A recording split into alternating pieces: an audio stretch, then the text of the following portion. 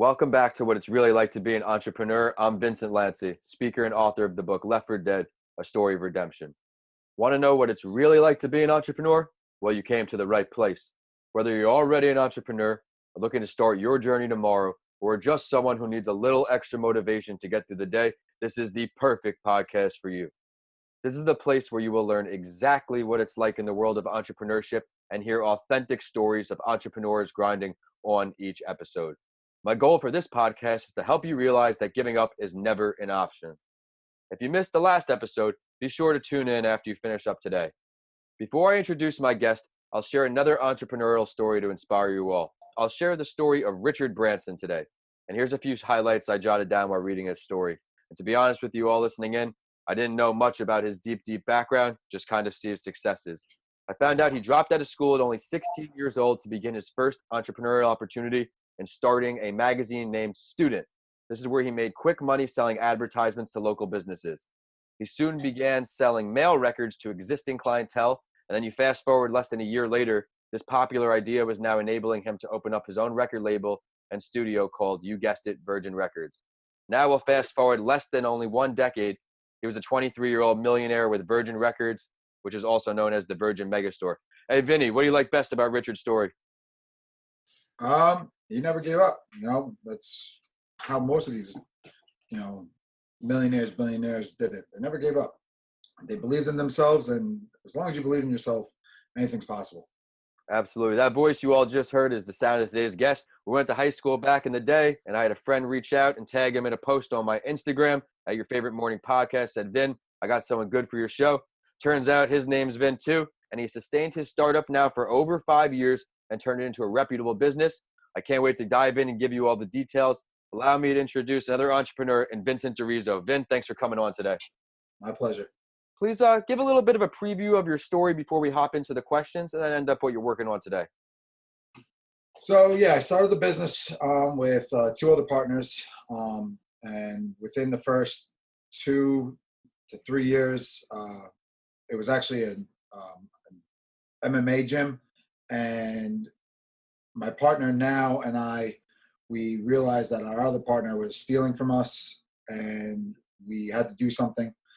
Actually, I was on the verge of leaving because I knew that the guy was stealing. So basically I said to my partner, listen, if you're willing to stay on, I'm staying on. I'll stay on and we'll do this together. So we got rid of him. It was actually pretty funny. We had a meeting with my attorney thinking that I was, leaving, when totally I called my attorney like 2 weeks before and they said, listen, the meeting's going to be different. We're going to plan a stunt and we're going to get rid of him. And here's all the facts. Here's all the evidence. I have everything. He actually he forged my name on documents. So when we went into the meeting, he was like, what? He was shocked. He didn't know what to do. And it was comical. It was very funny. Didn't think he was going to get caught. Denying it. No. The guy's actually he's in jail now. So for other, fraud stuff, little did we know that we're dealing with a professional scam artist. How far back do you go with this guy? He used to be my MMA coach. So when I started MMA at 2021, I looked up to him. I was 300 pounds. He helped me drop down to, 220. So he was my mentor. So when he's like, hey, do you want to open up a gym? I didn't know what the hell, I never went to school for business. I only went to school for liberal arts because I wanted to become a cop. So my mom was an accountant. I showed her the business plan and she's like, you need to be a part of this. And that's kind of how it started, and then I got the money and opened it up and realized that once we got rid of him, I said to my partner, Northport is not an MMA town. We're not going to be able to sustain this in this town. We have to do something different. So the deli next to us went out and I said to my landlord, hey, we want to knock the walls down and become a bigger gym, a full out gym, and have classes downstairs. So we got investors and that's what we did. And now actually as of like March, maybe April, May, I got to look at my numbers, but we'll be 100% debt free.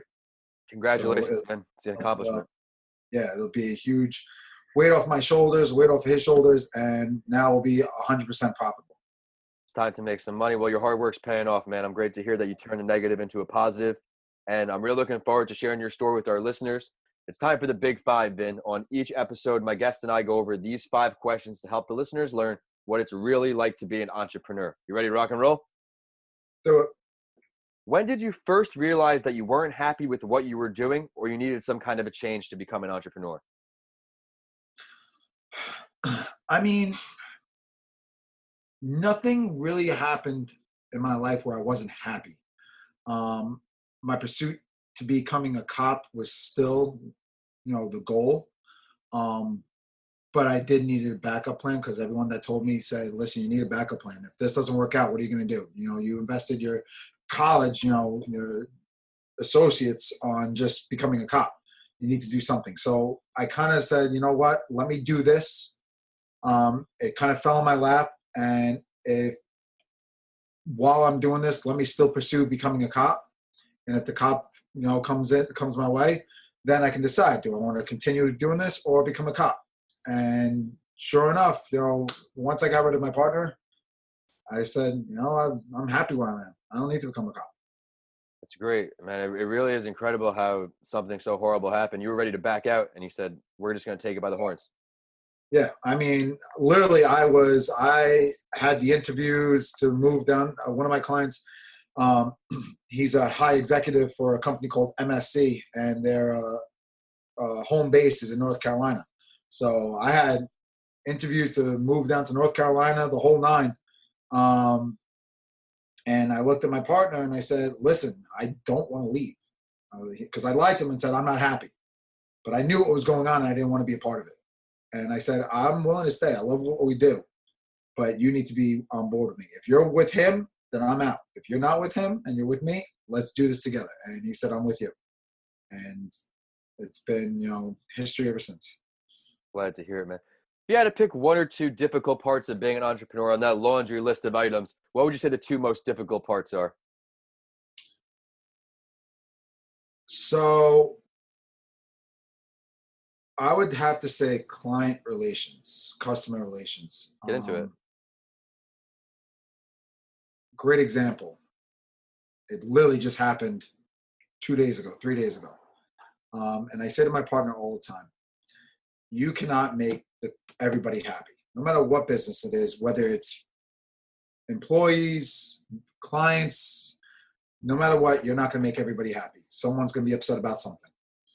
So one of my instructors, their class is not doing well. And unfortunately, I had to make a decision. And cutting things is not easy. It's something I don't want to do. But, as an entrepreneur, as a business owner, my partner and I, we have to make decisions. And I said to my instructor, I said, listen, we're going to cut 2 of your classes. And as the last class was about, just finished, I'm sitting in my office, literally ready about to leave, and 4 of my members come into my office and just literally was just yelling at me. And it was like, why are you taking this away? We like this, da, da, da. And I said, I understand you like it, but the business is losing money. And I am not in the business to lose money. I'm in the business to make money. And I've tried making this particular class grow, but it's just not growing. Unless you guys can somehow fix it within a month, I have to get rid of it. So we came to an agreement that we're going to give the class one more time, and they're going to promote it, or one more month, and they're going to promote it as best as they can and try to get new members in the door. Because it is the only class that doesn't do well in our gym. What is the type of class is it? It's a body sculpting class. So it's a tough class, but it's not intense like my other classes. Like I have kickboxing and I have circuit hit classes. So it's more, controlled versus other classes is more intense. So now I don't know if it's the instructor. I don't know if it's just the style of the class, but it's just still not working. So the hardest part, and I know it's impossible, but is to keep clientele, keep the consumers happy. And there's nights where I literally stress over over it. Be like, all right, I know if I drop this, this group is going to be upset. If I drop this group is going to be upset. So keeping them, especially when you have 200 to 300 members like I do. I mean, box gyms, a lot of these box gyms versus something like me, they have a specific model. So everyone knows what the model is going into that place. Me, it's very close knit. I try to keep everybody, engaged and involved with everything. So for me, it's very hard to try to keep everybody happy. It's a great example. I've only had one other person use something similar. I'm not sure you're a Norfolk guy. Sasha Adriano owns the Whale's Tail down there in the Lodovico. He said it. He's like, I've lost sleep at nights because I was scared that some people didn't have a good experience. But then eventually I said, I'm doing the best I can. And that's just it. I'm doing the best I can. And that's what I explained to them. I said, listen, I'm doing the best I can. I'm very, and they said, well, you promote your classes. And I said, yes, you're right, because I'm in my classes. I'm literally in there right now, taking videos of what's going on. I can't stop personal training somebody that's paying me X amount of dollars to go downstairs and videotape you girls, because that's not fair to my clients. They're paying their time. They're paying me to be, with them. Absolutely. So, it's very hard, to keep them happy. And I literally try to do the best I can. Sure. Give me one more, Vin. So we got maintaining good clientele relationships. What's one more hard part for our listeners?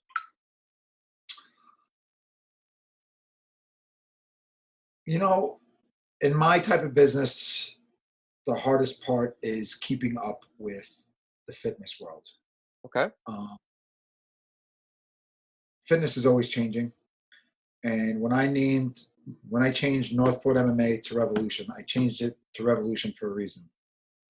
Because the fitness world is always revolving. It's always something's revolutionizing. So I want to use that name because I want to always continue to change, always keep up with the times. A lot of these other gyms, they stick to this and, stick to this type of class or this type of format. And eventually it's going to get dull. Absolutely. Because it's the same thing over and over and over. And as trainers, we tell clients all the time, do not stay in a routine. Because when you're in a routine, then your body is going to sustain and it's never going to change. Mm-hmm. So we as as gym, we try to change the game every single time. One of my partner, he literally just came out with a awesome idea, and it started yesterday. And I'm hoping it blows up like we think it's going to. But he created a class called Gamers Fitness. Okay. And what it is to try to engage all the kids that play video games to come out of their house and work out. Wow. I think you got something there, man. It's a circuit style class. And he got a bunch of VR systems, and one of the stations is playing VRs, but everything else is exercising. And throughout our TVs in our classroom area, you have YouTube streaming going on, and the whole entire time you're talking about, certain games. So every class, he has a different topic. Hey guys, we're going to talk about this. Tomorrow we'll talk about that, and get them engaged and get these kids that literally, when they're on their headset, they're in a different community anyway. They're in the video game community. Yes. The only problem is, for the most part, they don't see each other. Now they can see each other. They can be like, meet each other here and come take classes, and then be like, hey, I'll meet you, I'll talk to you in a few on the, Sony. I'm not a video gamer. I'm an athlete. So this is like a new world for me. But it's something, again, we're revolutionizing. We're changing the game. We're changing the fitness world. We're always coming up with new ideas. Hey, Vin, I'll tell you, man, at the end of the show, we'll share all your information with everybody, but that's something you got to keep me posted on. I'll help you, blast that, because I think that can take off. I think so too. It's very unique. And in every business, if you don't change, you're going to eventually be a laggard. You're going to fall behind. If something works now, it cannot sustain forever. Everything, all things that go up, they go down. And that's why, our classes, we don't have the typical classes. We have nothing but unique classes that have never been done before. Even our adult classes, we have a class that's called TCK. It's TRX, core, and kettlebell. Usually you just have TRX classes, but there's no classes out there that are just kettlebell. So I combined a class like that. And then I also combined a class where it's kickboxing and HIIT.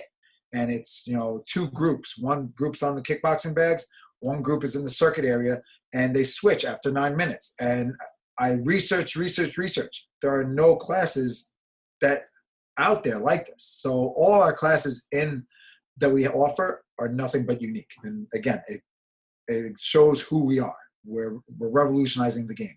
Well, you're providing value to the consumer by being unique like that. So I think you have something there with all those ideas. Pretty impressive, man. I'm glad I have you on. I'm learning a lot. What would you say one of your greatest failures is, and what did it teach you? That's easy. I used to have spin in my gym. I thought it was going to do great. And like the little spin bikes? Yeah, spin. And let me tell you, it was probably the biggest failure ever. Biggest headache of my life. I never realized how women can fight over certain things. And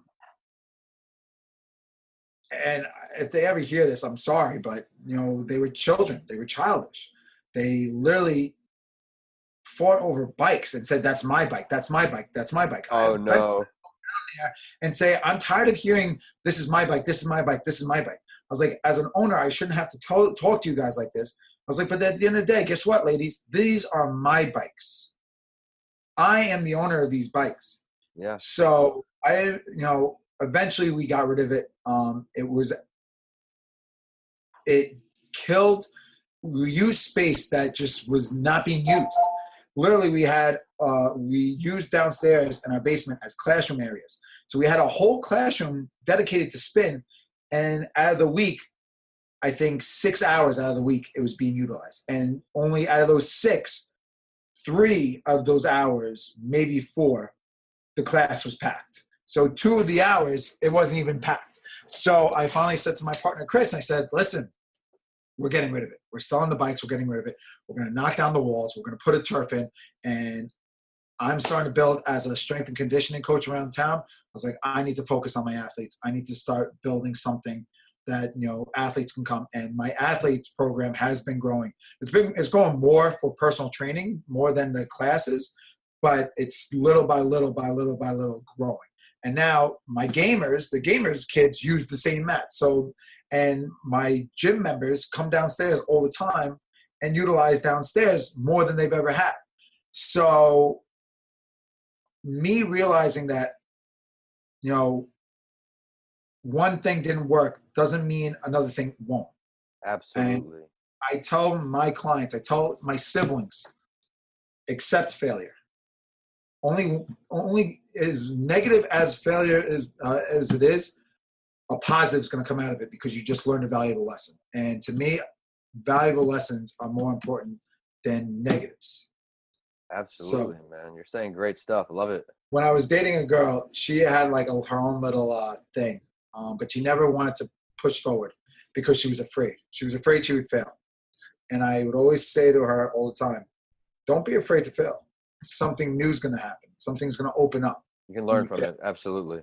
You're only going to learn from it. So and even not going to business school, Vin, you saw in a sense, the opportunity cost of what you're missing by having these bikes. If you keep these bikes, what could you do without those bikes, let alone the money? If you could pick to have a conversation and learn from any entrepreneur, dead or alive, who are we choosing? What are you talking about? I thought about this the other day. Bezos. I would talk to him because he started something small, something as literally just wanted to sell books online to the biggest conglomerate ever. And again, I would like to know what his failures were that he realized that he needed to change in order to make it as big as it is. And that goes for all CEOs. I would like to know what their failures were, not necessarily what made, what did well. We all know what did well, but what were the failures that led up to that process? Because they all failed at something. It didn't just happen overnight. So Absolutely. I mean, you could see that with a lot of business. People look at you, they see this gym, they see the gym. They don't see what's going on behind the gym, what's led up to this gym, the story you shared to open up the program today of having everything robbed from you and you almost having to call it quits. No one sees that. They just see the 200 clients, 300 clients now. So you're very right about that, man. Where do you see yourself in your entrepreneurial endeavors, whether it's just this or something new? We're going to look into the future. We'll do 1 year, and then we're going to look at 5 years, man. 1 year, what do you want to see? 1 year, I want to definitely start looking into expanding the gym again, and making it bigger, and completely knocking out, the Gold's Gym and Platinum Fitness around here. Those are our competitors as far as people coming in and using the gym. So I want to hopefully in a year start looking into that because, like I said, we'll be done debt free, and I can start, focusing on that. Absolutely. Let's look a little further now. 5 years. You said a lot of good stuff today. This brand's got to be a little bigger than that. Oh yeah, trust me, I'm already like 20 years. But Right, sure. 5 years. I'm hoping by after this 1 year plan, I'll have the perfect model to open up 2 more locations and then franchise it. I have a lot of people that are in the franchise world. They keep they're always in my ear saying, "Let's do it, let's do it." And I said, "I'm not ready. I'm not ready to do It's it. your baby. You can't let go of your baby just yet.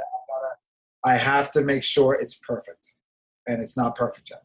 When when the gym is making 60, 70,000 a month, just on membership, then I know it's perfect. Until then, I got to keep growing and get it there. I was like, I said to them, once I get there, trust me, all these franchises will be, what's the word? Obsolete. Obsolete because they won't be able to compare to what I have. Absolutely. I'm looking forward to seeing all that, man. You got a great work ethic.